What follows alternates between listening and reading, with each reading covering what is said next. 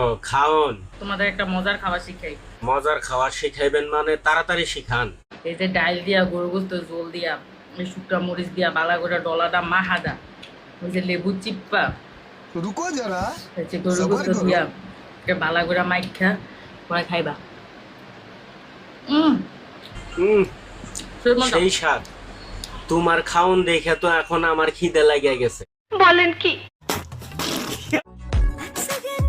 High high, এটা সেই হুজুর না?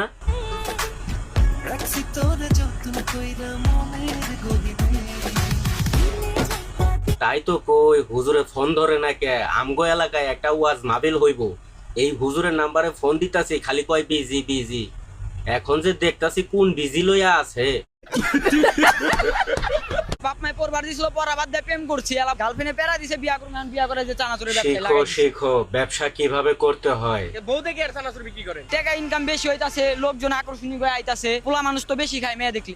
ঠিক কথাই বলছো ভাই, তোমার কথাই লজিক আছে।